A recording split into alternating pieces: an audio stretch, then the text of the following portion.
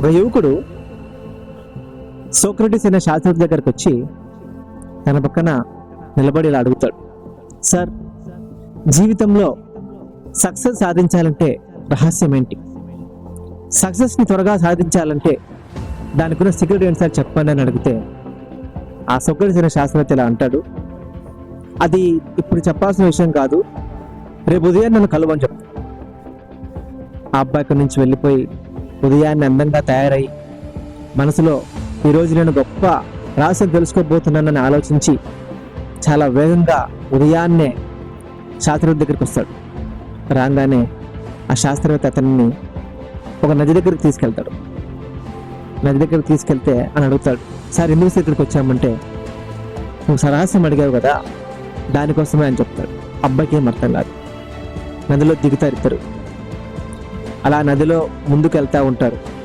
ఆ నీళ్లు మోకాల దాకా వస్తాయి. ఇంకా ముందుకు వెళ్తూ ఉంటారు. నీళ్ళు నడుము దాకా వస్తాయి. ఆ అబ్బాయికి అర్థం కాదు.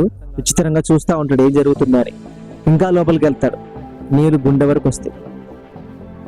ఆ అబ్బాయి ఆశ్చర్యపోతుంటాడు, ఒక్కొక్క భయపడతా ఉంటాడు. ఇంకా లోపలికి వెళ్తాడు. నీళ్లు తల వరకు వస్తాయి. నీళ్ళు ఎప్పుడైతే తల వరకు వస్తాయో వెంటనే శాస్త్రవేత్త ఆ అబ్బాయి తలని నీటిలో ముంచేస్తాడు. ఆ అబ్బాయి ఎంత గించుకుంటున్నా, ఆ అబ్బాయి ఎంత ఇది చేసినా తలని మాత్రం నీటి నుంచి బయటకు తీయడు.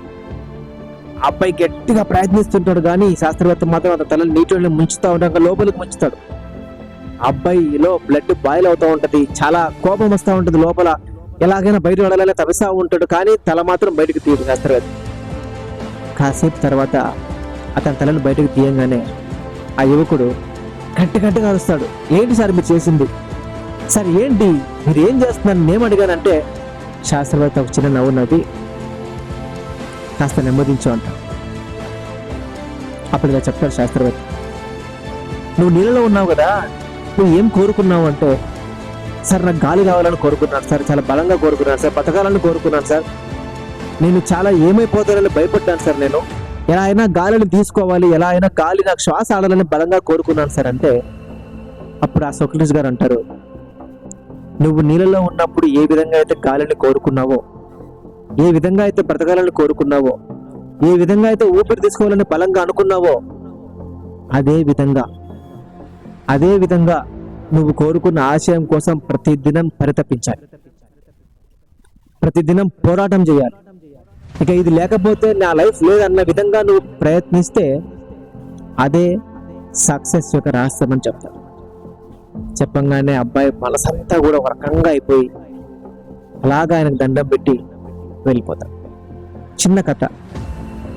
ఇందులో నాకు అర్థమైంది ఏంటంటే, మనం ప్రతిరోజు కూడా ఎన్నో కలలు కంటాం, ఎన్నో ఆశయాలు మనలో ఉంటాయి. అయితే వాటిని సాధించేది ఏదో కొద్ది మంది మాత్రమే. ఎందుకంటే మనం చాలా విషయాలు ప్రారంభిస్తాం, అయితే వాటిని కొనసాగించాం. 1-2 రోజులు ముచ్చట మన ఉంటుంది అంతే. కానీ నిజంగా లైఫ్లో సక్సెస్ సాధించాలంటే ఏం చేయాలంటే ఈ కథలో మాదిరిగా మనం ప్రాణం పోనంతగా మనం పోరాటం చేయాలి. ఇక ఇది మిస్ అయితే నెక్స్ట్ నాకు ఛాన్స్ ఉండదేమన్నంతగా పోరాటం చేయాలి. మీ బాడీలో ఉన్న ఆఖరి రక్తపు బొట్టు ఎంతగా అయితే పరితపిస్తుందో అంతగా మనం పోరాటం చేయాలి. ప్రతి నిత్యం ప్రతి క్షణం ఆ అబ్బాయి నీళ్ళలో ఉన్నప్పుడు ఎంతగా అయితే ఊపిరి కోసం పోరాటం చేశాడో మనం కూడా మనం కలగన్న కళ కోసం అలాగా పోరాటం చేస్తే ఖచ్చితంగా మనం అందరం విజయం సాధిస్తాం. ఆ ప్రారంభించి వదిలేకుండా, కళలుగానే వదిలేకుండా అంటారు కదా, కళ అనేది నన్ను నిద్రలో వచ్చేది కాదు, మనల్ని నిద్ర పోకుండా చేసే. ఈ విధంగా అబ్బాయి ఊపిరి కోసం పోరాటం చేసిన విధంగా మనం కూడా ప్రతిరోజు మనం కన్న కళ కోసం, మనం కన్న కళలు సాధన కోసం, మన ఆశయం కోసం, లక్ష్యం కోసం మనం గనుక పోరాటం చేస్తే ఖచ్చితంగా జీవితంలో మనం అందరం విజయం సాధిస్తాం. సో కళలు కందాం. ఆ కళలు నిజం చేసుకోవడానికి ఊపిరి పోయేదాకా కష్టపడదాం. ఖచ్చితంగా సాధిస్తాం.